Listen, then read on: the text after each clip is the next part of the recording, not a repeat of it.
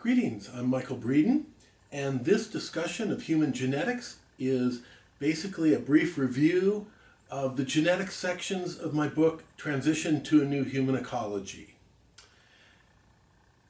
As such, this is in the context that humans are undergoing huge ecological changes right now. And we need to create and adapt to a new, relatively stable ecology where we can survive and develop long term. The reason this is so is because the ecology that we grew up in and are still probably most adapted to, the so-called hunter-gatherer tribal ecology, is gone now, replaced by the cities, villages, and farms of civilization. Since then, we've been going through transient ecologies, which is a very dangerous place for any species to be, including it's at risk of extinction if you don't have a stable ecology. So we need to create and adapt to this new ecology. It's going to be a little different because it's not an ecology created by nature so much as created by human strategic and genetic adaptation.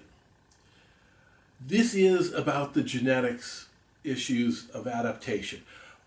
Certainly, humans are far more than just their genes, and my books include a great deal of discussion of the strategic considerations of adaptation, which is the human specialty, as well as other parts that are necessary. But this section is about the genetics of how we can adapt to this new ecology. Genetically adapting to this new ecology is going to be a long, challenging process, especially because it's a fairly different ecology that we have to adapt to. It will take time, but it's called life. It's called survival, and we can do it. There's great potential to it. Now, unfortunately, though, there's another genetic issue that's much closer at hand that we need to deal with. And that is that changes we've already made to our habits, our ecology, mean that we've increased the mutation rate while reducing the natural selection rate. And this is going to lead to a genetic load that's going to be dangerous and unmaintainable. Genes are pretty amazing. They describe life from an algae to an elephant. They're the blueprint. They not only describe life, but they describe how to get from a single cell to an elephant. They have the instructions for how to create a mechanism to reproduce themselves. That's us. They also have instructions for how to do recombination during reproduction so that they can assort themselves and create a situation where they have more variability to provide fitness. The thing is, while there are mechanisms to make sure all these processes and copying go smoothly, it's not always perfect. Your cells, your genes are copied repeatedly during life as older genes are replaced by, or older cells are replaced by new cells. And the copy process isn't always perfect. Sometimes random changes occur. We call these mutations. Usually they're just a single switched allele on a gene, and they're not such a big problem. Typically, an individual may have a few thousand of these, and they don't cause much in the way of trouble unless two of them come together or maybe under the stress of disease. At the same time, even though they're not a problem, they're certainly not good. These are random changes to the genetic sequences that describe you that have been created by many thousands and millions of years of natural selection and evolution to create the most fit species and the most fit individual to provide for survival. That's what it's about. That's what nature and evolution are about, survival. And so if an individual is carrying mutations, it's likely that they're going to reduce the functionality of these genes and the fitness of the individual. Nature has a brutal and blunt mechanism to remove these broken genes. Nice euphemistic way of putting it, that it kills people. And it's natural selection that is this mechanism. As I say, it's blunt and brutal, not very bright, but it does work. And it's how the species survives. And now, not all mutations are a bad thing. They are the raw material from which nature can create new species, and they're how a species can become better adapted to their environment or changes in their environment.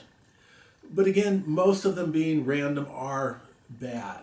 The mutations don't help, and they are not always so small and insignificant. Sometimes these copy errors can be significant scrambling of the genes, or deletions of sections, duplications of genetic sections. They can be as much as the deletion of an entire chromosome, or duplicate copies of chromosomes.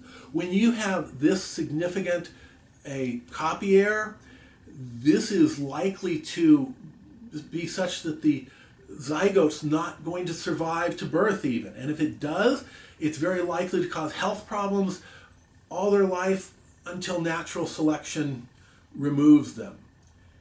Or it may be that natural selection works against them evolutionarily in the sense that they survive but don't reproduce. Now, this is a very general effect, so sometimes it's not so dramatic, and the genes cause a weakness but not a fatality, but they're passed on to the next generation, and they accumulate. That's this genetic load of broken genes. This is a real problem. You accumulate bad genes. Now, what makes this such a problem is that we've changed some habits. It used to be that humans typically reproduced in their early or late teens. Now we've changed it to where it's considered optimum for a woman to start a family in her early 30s. That seems to be the ideal time when she's more stable and more mature. Unfortunately, by then, she's accumulated more of these broken genes, to where they estimate that by age 35, 50% of her eggs contain significant mutations. This affects men as well, but not so much, because for women the problem is worse, apparently because of lowered oxygenation levels around the ovaries, cause more of the breakages in the eggs, to where by age 45, it's calculated that 95% of her eggs have significant genetic anomalies, breakages in them. Perhaps she could harvest her eggs when she's younger, freeze them, and use them when she's more mature, ready to have a family. But that's not the whole problem, because at the same time that we've increased the mutation rate, we have greatly reduced the natural selection rate. We call that human progress. Now, you can't completely remove the natural selection rate. That's not going to happen. But we have very significantly reduced it. That's medicine, especially vaccination. It's better nutrition, which used to cause a lot of mortality rate for infants and children. It used to be that some societies did not even name their children until after the first year, or as they looked at it, after the first winter, because the mortality rate was so high. Overall, for humans, often the mortality rate approached 50% for all children before they reached maturity and could reproduce and have their own families. That's a pretty high mortality rate.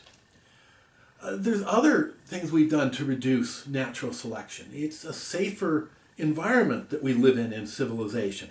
We don't get chased by lions and tigers and bears and snakes.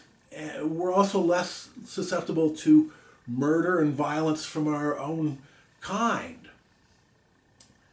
But the biggest change that has occurred that's very greatly reduced natural selection is a change in reproductive habit. We have gone from something of a quantity strategy to a quality strategy. We used to try to have as big a family as practical or possible and hope that some of the fittest individuals would reach maturity and have a family. The thing is that if you think about it statistically, half of the children born are not as fit as their parents. Half are more fit than their parents. Nature never intended all children to survive. It doesn't care. And if you're familiar with big families, you'll know that some of the children are weaker, some are stronger, some are amazing, some are not so amazing. So just numerically, we've greatly reduced the numbers that natural selection can work on. Humans have always had a very long developmental period compared to other animals. Now we've made it much longer and greatly demanding in resources to raise a child to independence and maturity to where they can start their own family. This is a very significant change. This is not a good thing. This is going to cause an accumulation of bad, broken, unfit genes. Well, researchers using inexpensive genetic sequencing have studied at-risk groups such as mental retardation, the most expensive disability, and premature babies that can have health problems all their life. And what they found was that from 1/3 to 2/3 of the effect was caused by what they're calling de novo mutations, which is Latin for fresh, because they're new mutations. The parents don't carry them. They are new copy errors that have occurred. Further research has shown that they are the cause of many mental and physical diseases, including that they contribute a fair percentage of the cases of autism. These broken genes, which I used to call non-integral genes, accumulate. And this is a bad thing. Normally natural selection would be removing them, but it's not as much. And it's unmaintainable because a species can't survive without a healthy genes. And yet humans, we need to adapt to a new ecology. We really need healthy genes. We can't allow natural selection to come back, partly because the resources would be too high, and who wants to see their children die?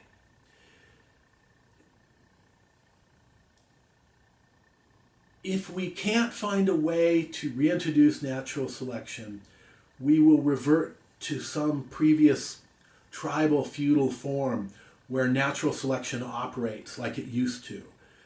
That's a time of warfare, ignorance, disease, starvation, and short lives. We don't want to do this.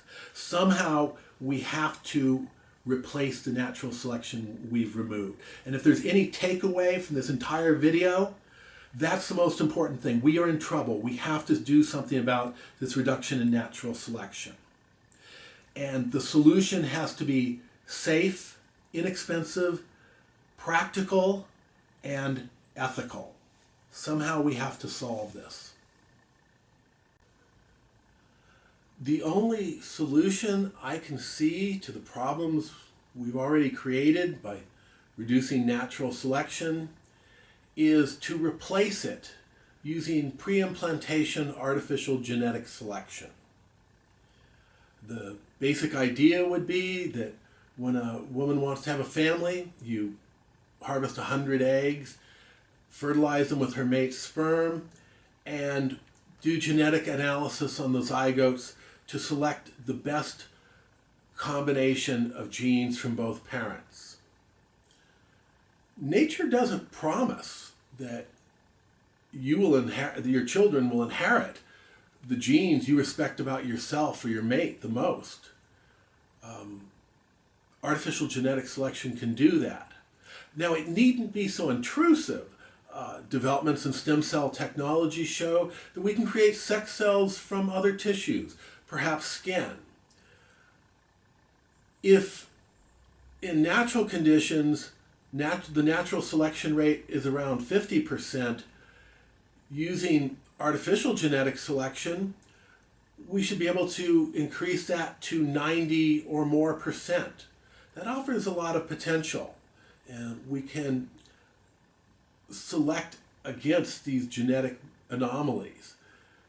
Now, in a sense, this is already being done to some degree in vitro fertilization, because when that's done, the doctor will always select the healthiest, fastest growing, most vital embryo to implant.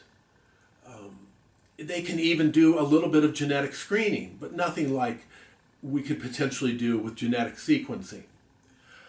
This technology is being pioneered in a number of countries, especially China, and by Dr. Dagan Wells in the United Kingdom.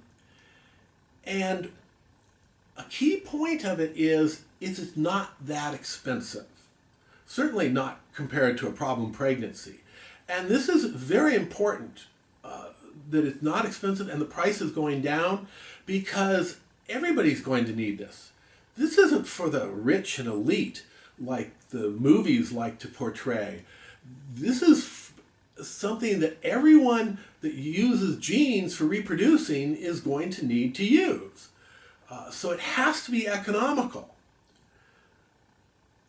Now, there's in the news is discussion of the new and amazing gene editing technology called CRISPR, which is going to make some biotech firms just truckloads of money, but it's not the right tool for the job. It's a much finer tool for making small changes and new genes even, which we don't need yet. Maybe one day we'll need them. But right now we need a larger effect than CRISPR can offer. I say in the garden that is the human genomes, CRISPR is like a weeder that can handle individual little problems. We need something much broader, perhaps like a lawnmower or an herbicide. And you can do that with the genetic sequencing. You can handle a number of very separate problems at one time.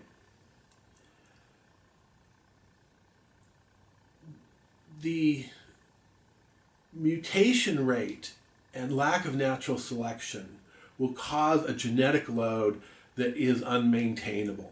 We can't survive if we don't do something about that. We're lucky that we have a tool that's economical to use even available to us. We need to use artificial genetic selection to replace natural selection. Now, I said that artificial genetic selection must be carefully considered in moral terms as much or more than in technical terms. This is a powerful technology, and it has great potential, but it has great potential for mistakes, and we will make mistakes. But we need to use it, and we need to think of it from start to finish in moral terms to try to avoid mistakes. Also, this is talking about children and survival and families.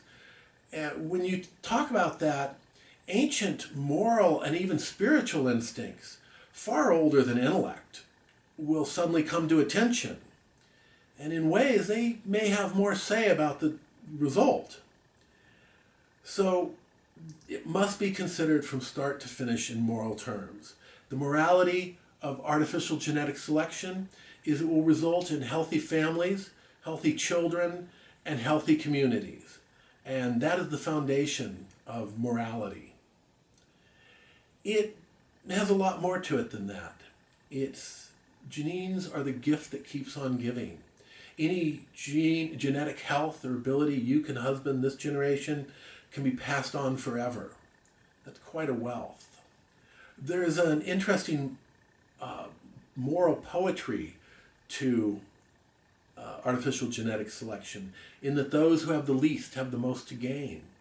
If you're gifted with an IQ of 120, perhaps in a certain number of generations we could improve that to 140, 20-point gain. That's a good thing. But what if you're not so gifted? Your IQ is 80. Well, because of the additive nature of genetics, in that same period of time, we very likely could increase your descendant's IQ by 40 points to 120. Because of its additive nature, what you don't have is easier to add. That goes for beauty and health. If you don't have it, you have a lot more to gain. Sort of a, as I say, poetic, that those who have the least have the most to gain. What's the value of genetic health? Ask a person if they'd rather have health or wealth. If they don't have health, they'd rather have that than wealth. Wealth is no good without health. If you want to be more pragmatic about it, nations quantify the value of health in terms of gross national product. It may take 10 to 15% of a nation's productivity each year to maintain the health of its citizens. That's a lot. And if you ask any doctor, they'll tell you that these chronic, expensive diseases, most of them have a genetic foundation. What's the value of beauty in this society? We don't talk about it, but it's worth a lot. What is the value of intelligence? I mean, this is a technical society. There's some other considerations in terms of morality. We can't survive as more than animals unless we use artificial genetic selection. We will go back to a society, at best something like a feudal society, where life is short, brutal, dominated by warfare, hunger, and short lifetimes. There's another way of looking at it as well. We don't usually judge nature or natural selection in moral terms, but it has been said that it is very red in tooth and claw. If we were to judge nature and natural selection by any human standard, we would say it is not very moral. Artificial genetic selection is moral. We need to use artificial genetic selection to compensate for the changes we've already made, the reduction in natural selection, and having children at an older age, meaning more broken genes. We need to use it for that. But it offers also the potential to take advantage of the great wealth that is human genetics. Evolution's about gene frequency. We can greatly increase the frequency of health, beauty, and brains. That seems like a good goal. Health is so many things. Everyone could have the stamina, speed, strength, endurance, agility, dexterity of a professional athlete. Organs that don't fail, heart, lungs, liver, strength.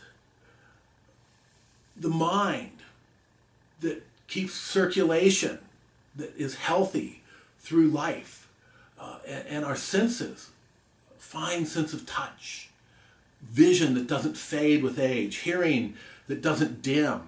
So we can hear the wondrous music of the spheres like that.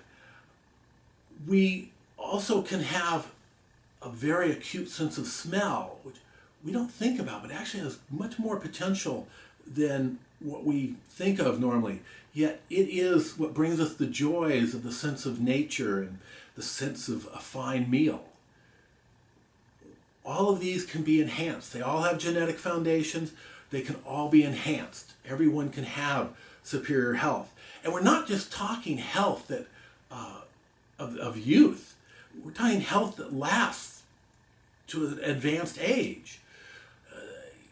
The problem it is that natural selection can only operate until you reproduce. After that, nature's pretty much done with you. So we have a lot of genes that fail with age.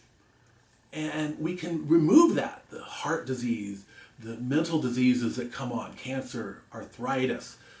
We can pick the genes that will last longer. There's going to be trade-offs: efficiency, performance, stability, the ability to hybridize. Those will be things we have to make judgments on when we're making selection of what genes we want to husband and retain for our descendants. But, those will be decisions we can make. And I have a friend of mine who loves to point out to me how difficult this is all going to be. Yes, this is a very difficult technology, and I'm always told, well, there's crossovers and linkages and multi-loci genes, and now we've found out that all this junk DNA isn't junk, which was obvious anyway, and we're just starting to learn that. But this system of heredity is a system created by evolution and natural selection to be directable by natural selection. A very blunt and stupid control mechanism, actually.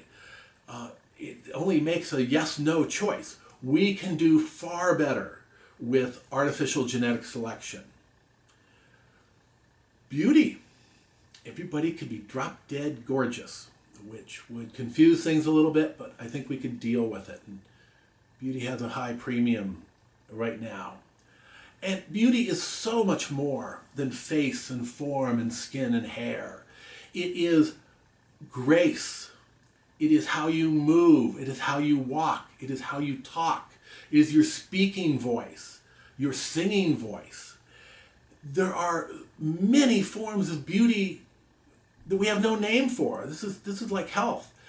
There are many forms of health and beauty we don't have any name for, but they have genetic foundations and we can select for them. And like health, we're not talking about the beauty of youth. We're talking about a beauty that lasts a person's lifetime.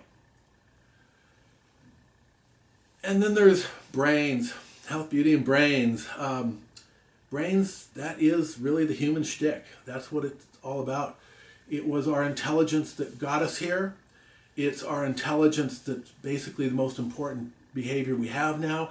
Intelligence will create the future for us, and intelligence will be the most important behavior in the future. It's based upon a pattern recognition device, we call it, the neural net. All our understanding comes from that. All our knowledge is contained in that, but all our understanding is based upon that. And you have your knowledge of where you are. Everything you see, everything you touch is based upon that. Now, in ways, your intelligence evolved for social behavior. It then gives you your understanding of yourself. It gives you your understanding of everyone around you. Your politics, your society is all based upon this. It is the foundation of your emotions, your passions, your hopes, your dreams, your fears. It is what makes you, you. It is the foundation of all the arts we create, the visual arts, the image arts, the arts being invented, the buildings we build, everything we design is all based upon our intellect, which is based upon genetic foundations. And all our appreciation of these arts is based upon our intelligence. Intelligence is a wonderful thing. If you've ever done a tax form or wanted to learn some software, you probably wouldn't mind having more intelligence. It can become easier to learn languages. It's the foundation of our ability to communicate. Now, another important point of what evolution and what intelligence evolved for is tool use. And humanity, often we've described humanity based upon the tools we've used. And now tools and our technology are a very dominant force in our society.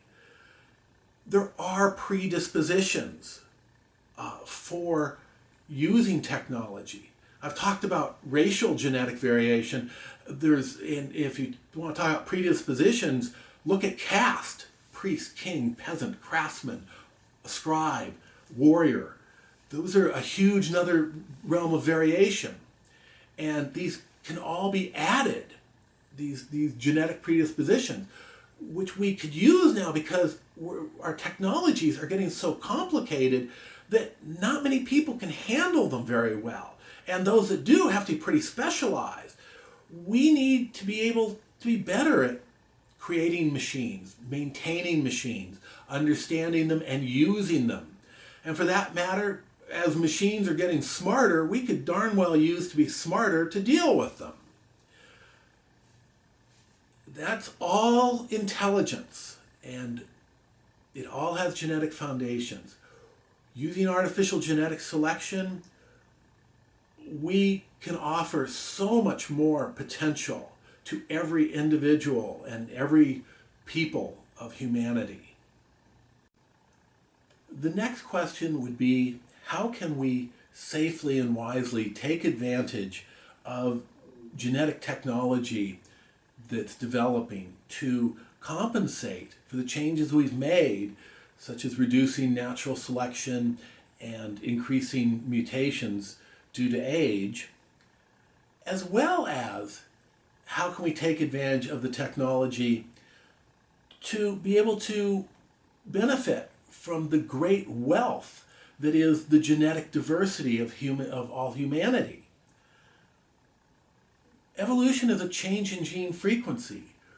We can greatly increase the frequency of good genes. I described that there are 3 levels of artificial genetic selection: selecting against bad genes, selecting for good genes, and selecting for the stable hybrid. As I say, there aren't many bad genes because nature doesn't tolerate them. But we need to be using the technology to select against the genes that break each generation, the de novo mutations, or as I called them, the non-integral genes. In a sense, we're lucky because while genetic technology is going to be a long-term challenge to develop and master, what we need to use now is the easiest part, because you can do genetic analysis such that you could compare the genes of the zygote to the genes of the parent and see, are there growth changes, scrambling, breakages? Is there any suspicious difference between the parents and the zygote? That's likely to lead to long-term health problems if the zygote even can survive to term. Current technology has meant that actually many genes, a few hundred genes, have been identified that lead to health issues, most notably the BRCA gene that leads to a variety of cancers. These can be detected by screening, and there's no reason for a child to inherit these. You have the potential because there are 2 sets of genes, and you just select from the one from the parent that's not broken, because they'll be known before there's any zygotes created. The parents will know what their genetic weaknesses are. Now, there's not so many bad genes, but there are these single point mutations, many of those, and it would improve health over time to remove them. You certainly can't do it in one generation. This is a long-term project of, human improvement, genetic improvement. There are viral genes that don't serve any purpose. They were injected by viruses. They have their place in history, but they really generally don't have much use to humans. And they can become activated, causing sort of nasty diseases. There's unusual genes like sickle cell anemia that have an advantage in one environment, but usually are not beneficial. You might want to select against those. Now, the second level is to select for good genes, which in a lot of cases is just selecting to not inherit bad genes, broken ones that break or fail. The problem is that humans are long-lived, and a lot of times the genes don't fail till after reproduction is over, and nature's pretty much done with you at that point when reproduction is over. So we have diseases of age, arthritis, heart disease, arthritis, Alzheimer's disease, and some of these others that mostly affect people when they're older, though they can affect people when they're younger. Selecting against bad variants of those is selecting for good genes. Now, there's going to be a lot of judgment involved and a lot to learn. A good gene is one that is stable and hybridizes well, but there'll be trade-offs between performance and efficiency. This is going to be quite a challenge and a long-term learning process. I do discuss this some, and I will say that the most important rule of safety for this, to use this technology wisely and safely, is the oldest moral lesson in Western culture that predates ancient Egypt, and that is mot, balance. Balance must be always followed if one wants to safely use genetic technology. You can select for health, beauty, and brains. These are the good genes. There's a lot of things we don't even know about that we can select for. Now, the third level of artificial genetic selection is selecting for the stable hybrid. We don't know so much about that in general, but students of humanity know quite well that human progress has largely been based on the coming together of peoples, genetically and culturally. The idea is basically that the hybrid that you get from mixing two varieties or two different tribes or two different races of the same species, the offspring can have the abilities of both parents. Animal and plant husbandry specialists know all about this, and it's not just that they can inherit those abilities. There's even hybrid vigor, that you get a little bit more than those abilities, and that is what our modern high-yield agriculture is based upon. These very vigorous hybrid plants and seeds that we use. There's a drawback, though, that you don't replant the hybrid. It doesn't, the genes don't fit together perfectly all the time. So there's a lot of times that the next generation after the hybrid is not only not as strong as the hybrid, but not even as strong and healthy as the parentals. But nature has always selected for the hybrid in humans. We've always known that humans hybridized a lot, but recent studies using genome analysis on archaeology sites shows that there was a lot more hybridization than was even thought. And it requires culling and natural selection to retain those descendants that the genes do fit together in well and that do have the advantage of both parental groups. But there's been enough advantage to it that nature has selected for those consistently. And the future, well, the present belongs to the hybrid, and so will the future. It's the only way we're going to adapt to these changes.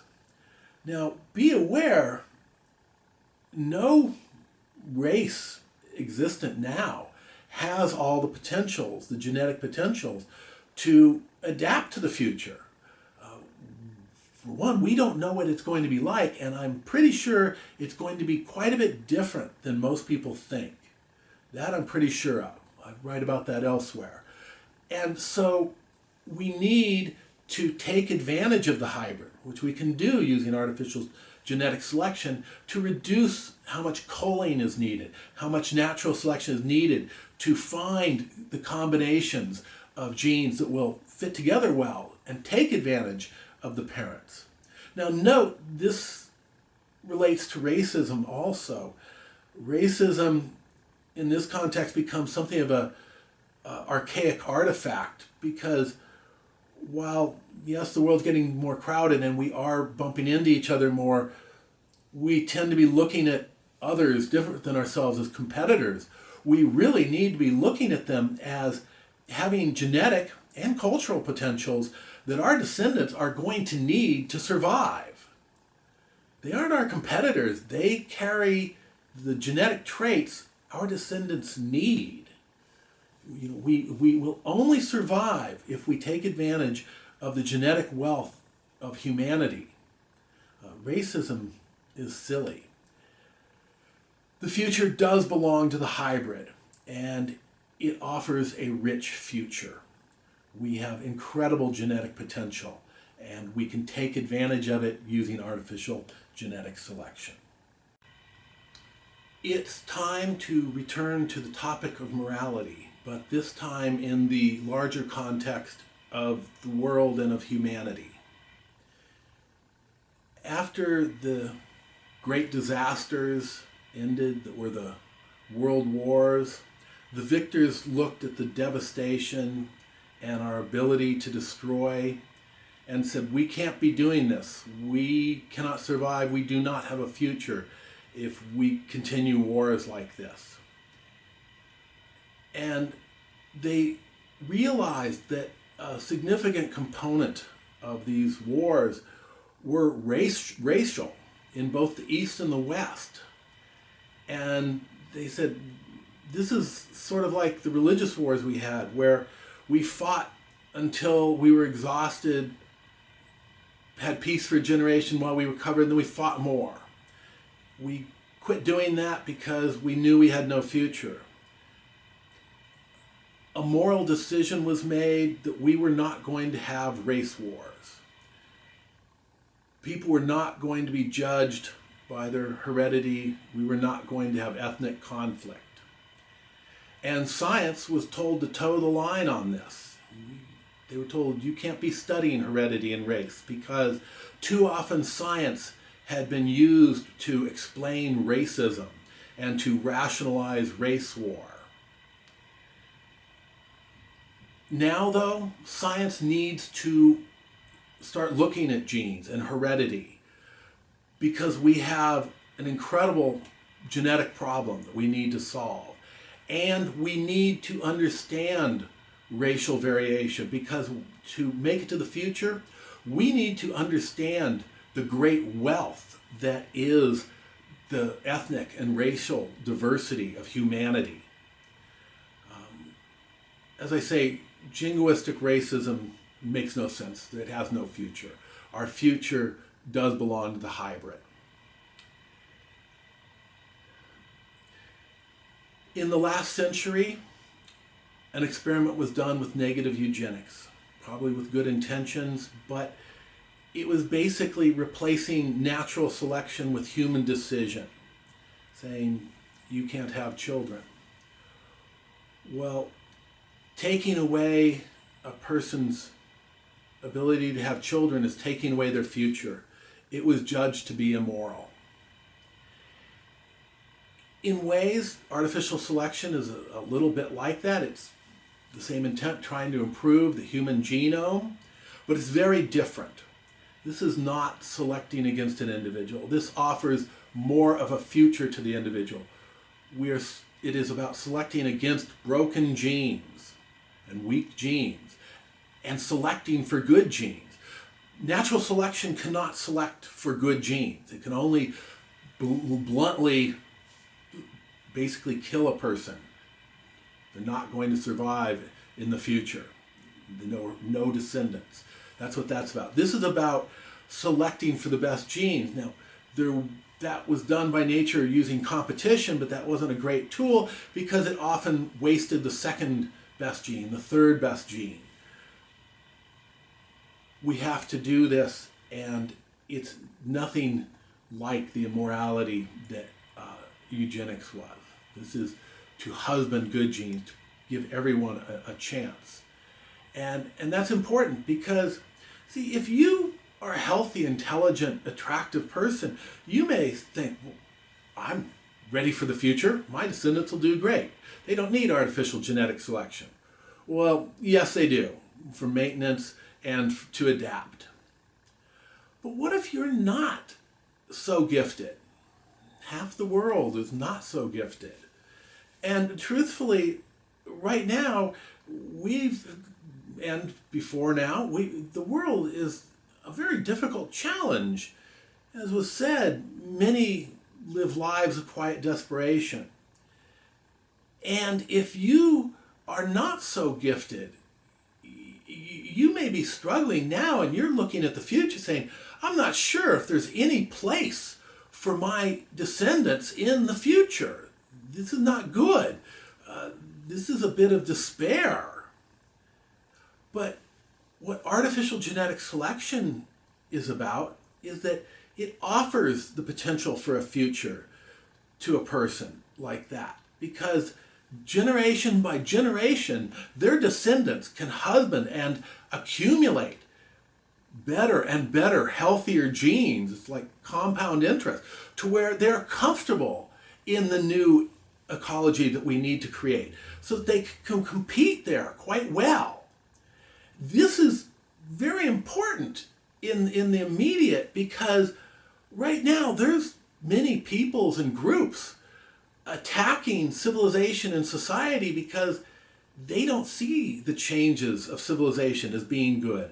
They don't see this being good for their descendants, for their future. The morality of artificial genetic selection is that it can offer a future for individuals, for the different peoples of the world, for humanity. We don't have a future without taking care of our genes. With it, we have the potential for a very bright future. We need to husband our genes just the way we husband other forms of wealth. And it is the greatest form of wealth. I'm afraid that went longer than planned, so I may as well just finish this. Genetics are an important part of ecology, but there's far more. Ecology is an amazing tool that science offers us to give a comprehensive description of what any species requires to survive. It can include a description of the resource strategy, reproductive strategy, genetics, all the different things in its environment that it encounters, other species, how it gets its, finds habitat to hide in at night, everything. For humans, it's pretty complicated because humans are complicated. What makes it worse is that we're describing more than one ecology. Humans are very variable, and we're developing an entirely new, radically different ecology. So it has to describe changes in different factors interacting on different time frames for it to be a good description. The reason to create this description is because we need to create a new ecology. And it's very hard to achieve anything or reach any goal without some idea of what your target is and what your situation is. That's what this description is about, is to help find a way to create a new ecology where we can survive and develop long term. Now, this isn't your typical futurism looking at humans 10,000 or 100,000 years in the future when we've grown giant heads and finally have air cars. This is limited to how do we create a new ecology where we can survive. Hopefully there'll be smarter people with more knowledge then that can better describe what humans can become, what their potentials in the long run are.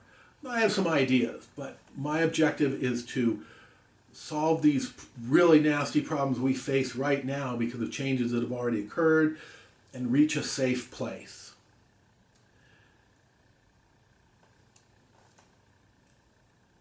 The other largest part of the description of ecology, as I mentioned before, beyond genetics, is strategy. It's so important to humans.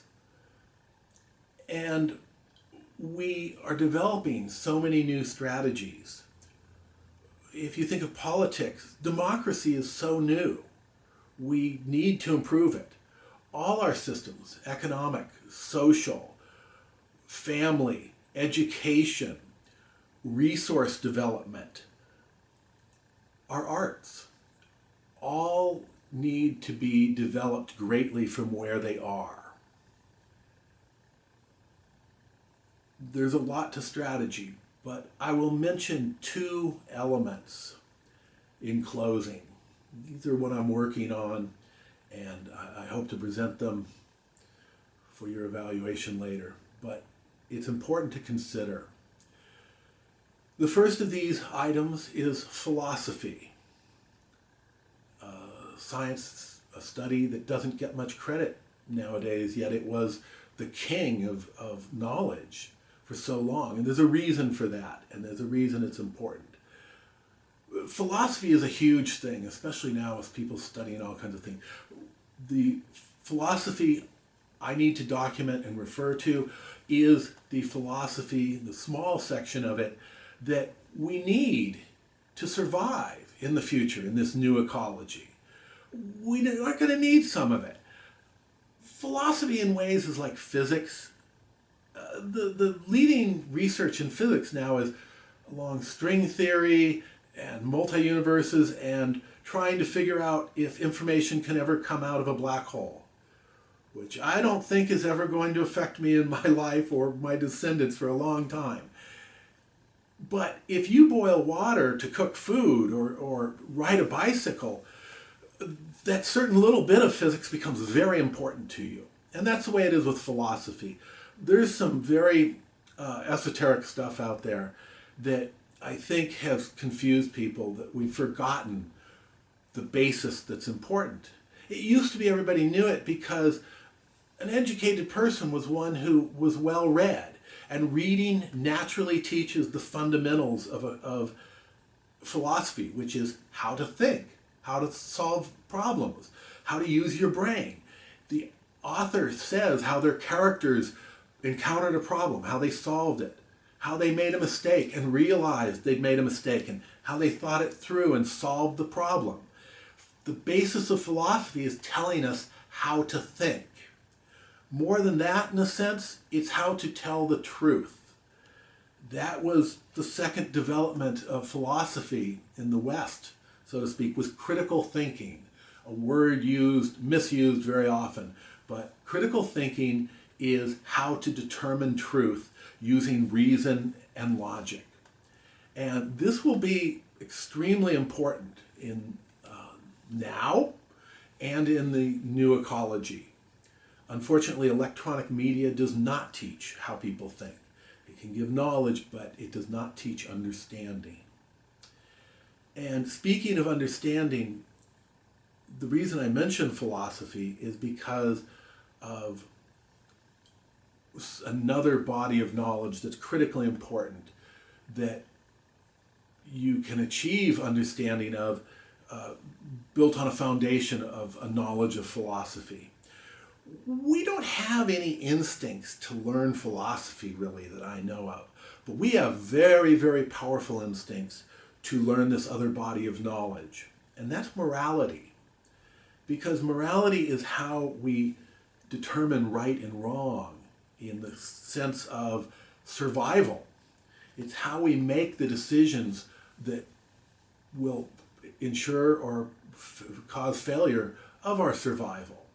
And as I say, we have very powerful instincts for this, such that right now, a lot of people feel we're in a real moral crisis, which makes sense because some of the changes going on now are coming to a head. Especially religion is changing so vastly now, which is, and that's the key point. Our moralities have generally come to us from history and from religion, but they can no longer be defended because of the changes that have gone on. And the changes have also raised new questions that these older moral systems just cannot answer. It's not an adaptive system. We need new foundations for our moral systems that are based upon reason and understanding, or they will not be used. The importance of this knowledge is hard to overstate. Everybody knows about morality, but it's almost impossible to put into words. If we could put it into words, it would give us an incredible ability. Many times we believe things, but we have hesitance because we can't put them into words. If we can put into words morality, an understanding of it, a description of it, it will give us an incredible strength that we're probably going to need in part to accomplish this change to a new ecology. There's a lot of other parts to my writings and that I'm hoping to create. I hope you find them interesting. I hope you found this discussion interesting. Thank you very much for your time.